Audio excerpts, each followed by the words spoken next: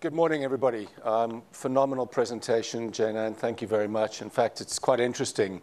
A lot of points that were raised is a battle that I've been dealing with as I take on the UK and look at how I run the UK. So my perspective, I partner with Claire Vivian, who'll be up after me.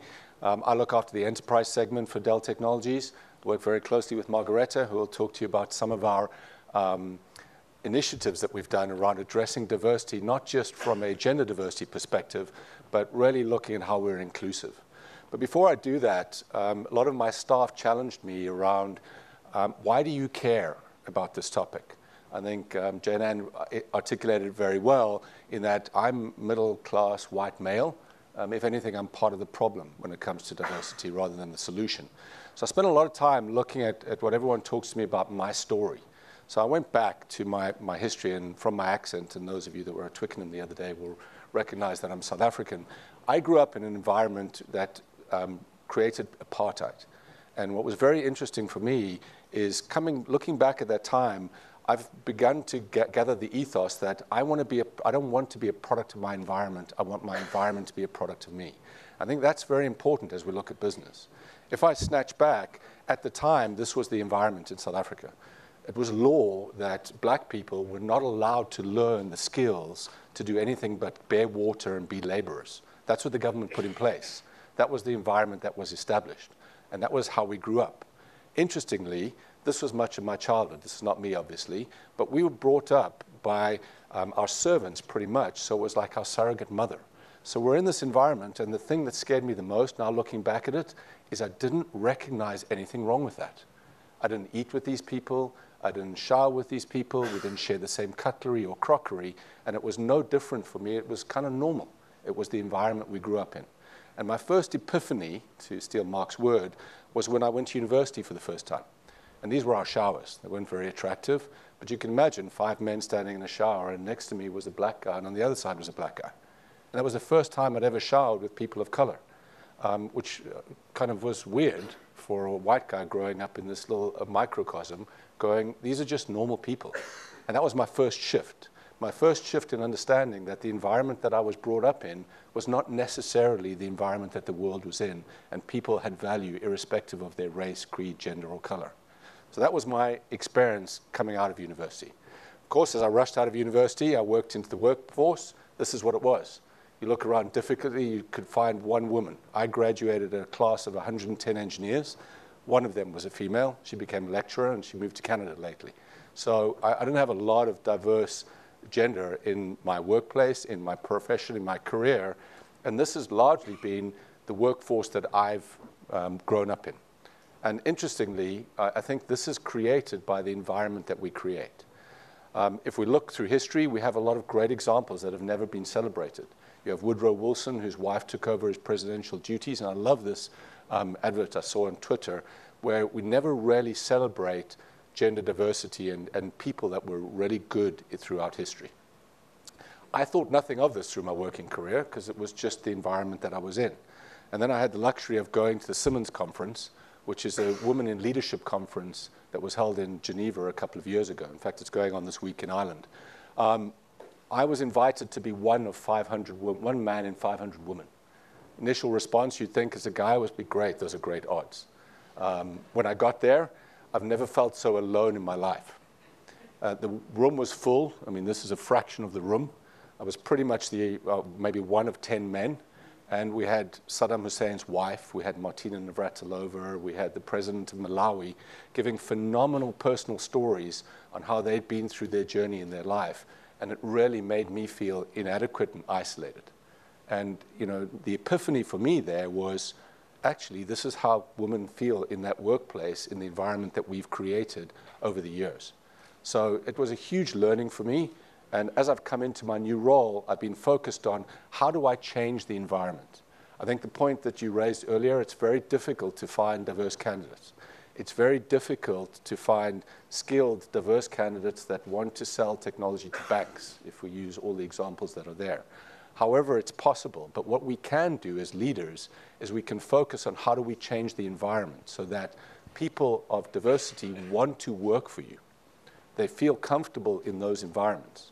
So we set about changing our leadership team, which we had the opportunity to do very similarly to, as Jane articulated. We focused on how do we achieve gender parity at a leadership level. We then looked at what I call the fuzzy middle, which is very, very difficult to hire experienced people with that level of experience. And we put our focus on the intake that we had. And I'm very, very happy to say that in our technical audience, we have a very large technology group. We've been able to attract 71% of our candidates are female.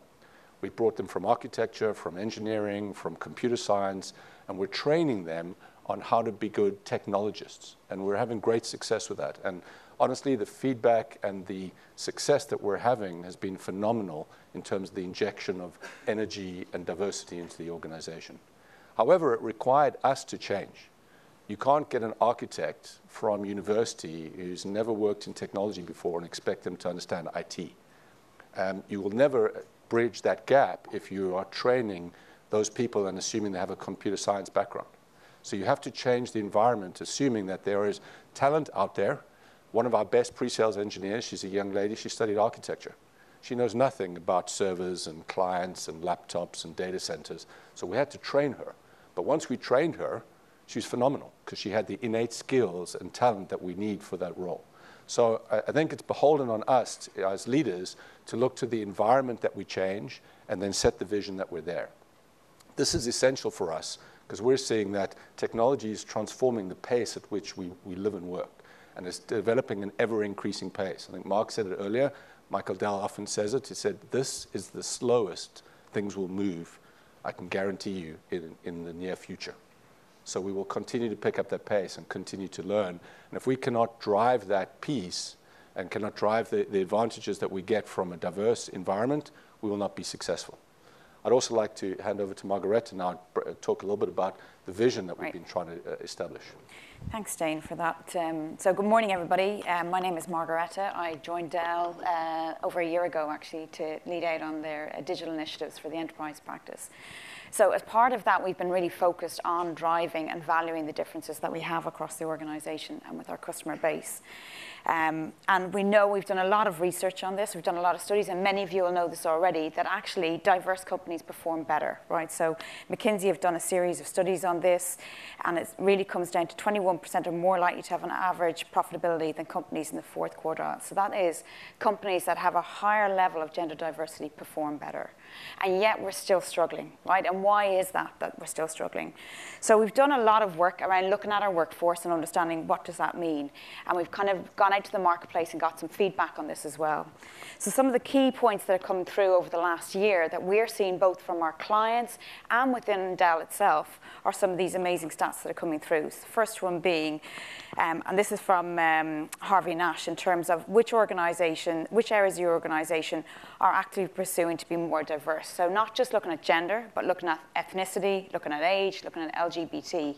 And so diversity is much broader than just the gender base right now. Other elements that are coming through around these are around AI adoption, right? We're launching this morning our AI solution with Deloitte over in the city.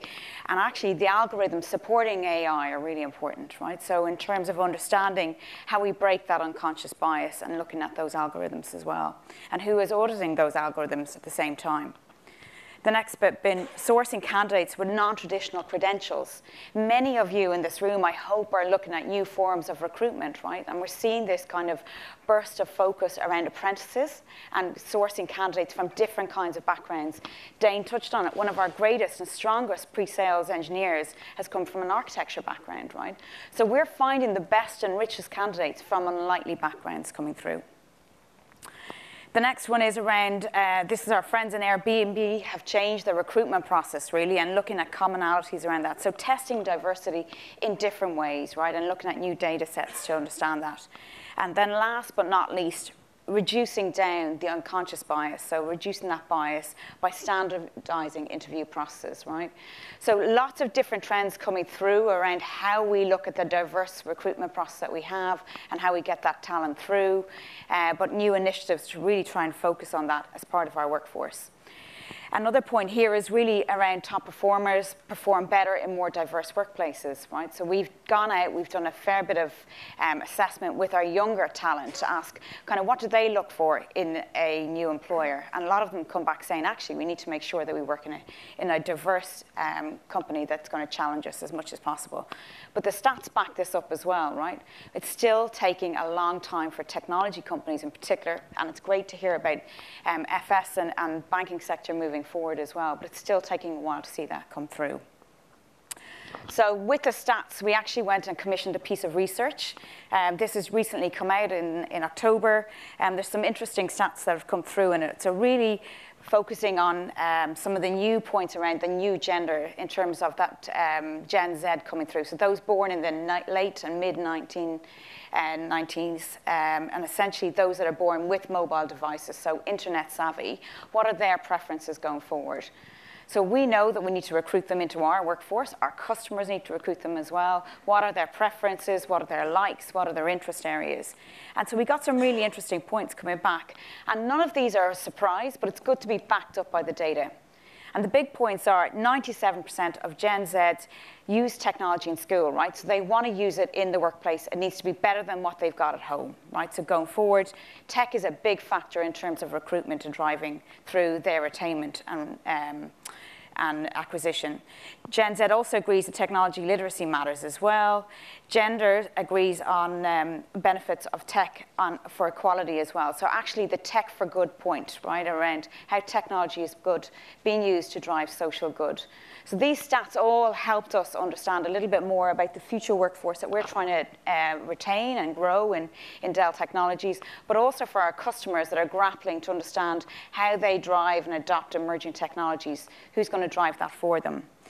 So one of the initiatives that we drove out of this is we looked at our workforce right across the board within our enterprise accounts and within our commercial accounts, and we said, you know what? We actually need to do some skills training. We need to ensure that everybody's on the same level. And so it was really interesting this morning listening to Jane Ann and seeing some of the results coming through from the polling around retraining, and actually looking at that being fairly low in comparison to the acquisition of new talent. But actually retraining is really important for us, right? We've got a lot of mature sales staff right across Dell. And many of you, particularly in the banking sector, will have mature sales staff as well. We're in a digital age. How are we going to bridge this gap, right? Some of our sales staff were terrified adopting social media, LinkedIn, like just weren't up for it. So one of the programs that we initiated was a reverse mentoring program. Actually, fairly simple pilot that we kicked off with 30 staff to say, let's match some of our mature staff with some of our digital natives. And this was meant to be a fun initiative, and it actually turned out to be a great initiative for our staff. We're commencing round 2 of this today, later on this afternoon in one of our offices. But the whole purpose of this program was really to kind of close the knowledge gap, to bridge the intergenerational divide between some of our younger staff and our more mature staff. And so overall, it worked pretty well. I guess just as a show of hands, have any of you got this kind of program in your workplace at the moment? Some of you from some of the banks, yeah, 1 or 2. Okay. Dane, you've been a candidate of this. How's it been for you? A mentee. Yeah. I know about Snapchat. So no, I think it was hugely beneficial. We talk a lot about diversity, and we focus, I think Jane Ann illustrated really well, on gender diversity. But what emerged for me through this program is there's a massive diversity advantage looking at age diversity. These people, I call them the kids, which they don't really like, no. But you know, they have taught us a lot around how the world thinks, how we can be more productive, how to use technology. So that's been a huge learning as a mentee, but also as a leader, the energy they bring to the mature workforce has been phenomenal. You know, the fact they've become young and fun again, and that's really changed the culture in the environment. So I've loved the program. Absolutely, and I think it gave many of us a new perspective on how to approach our clients, how to engage with them. Here's some of just the pictures from it of how we kicked it off.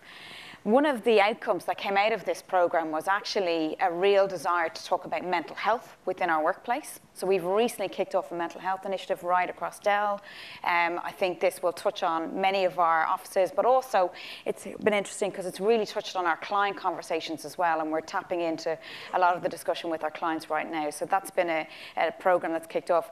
Another area that's come out of the reverse mentoring program is really just an adoption of social media and using it to drive that customer dialogue recruitment and digital approach with them.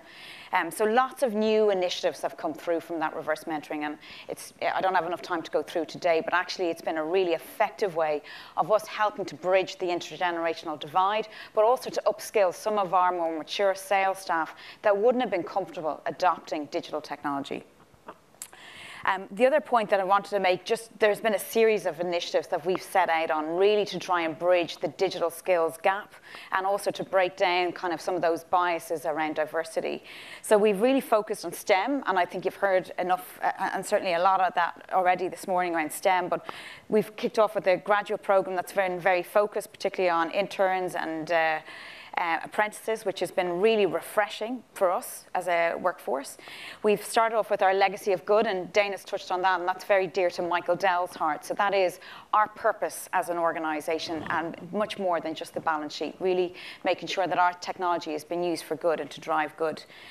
We've also driven a much greater focus on our community, so both inside and outside of our organisation. So many of these touch on programs internally across Dell, some of them on Women in Action, Planet, which is focused on our sustainability, Pride, that all of you, I'm sure, have initiatives going on. Mark is one which is breaking down unconscious bias across Dell right now, and it's been really effective. We've done it with our staff, but also with our customers. It's an ongoing training program. We're putting managers all through that kind of training. And then last but not least is our promise to our customers, right? We are committed to driving a diverse mindset and a diverse workforce, and this is something that we need to do as we get more digital, right? So we have lots of programs that we've put in place in terms of mentoring, working with startups as well. The reverse mentoring program, I think, will go from strength to strength. We're looking to do that with some of our clients as well going forward. So we see this as the start of a journey around diversity, and really we're at the start of it. It's going well so far. Yep. We're enjoying it. And so I guess for you and everybody here, look, we're happy to have a chat afterwards, but thank you for your time. Yeah, thank you. Sorry, Dane, I cut you off. So just in summary, I think if I bring it back to the beginning, I think we all need to, as leaders, need to challenge ourselves not to be the product of our environment, but rather to drive the environments that we wish to drive. That environment is constantly changing. We've spoken about millennials for years. I think they're old-fashioned. It's now Generation Z. Yeah. And as we move into the next generation of our workforce and our talent, we're going to have to adjust that environment to take advantage of the talent that's out of there to maximize the return. And Claire will talk a little bit later around what Dell Technologies does. I've deliberately avoided the technology discussion and focused really on the talent in the segment. So thank you, Margarete. Thank you.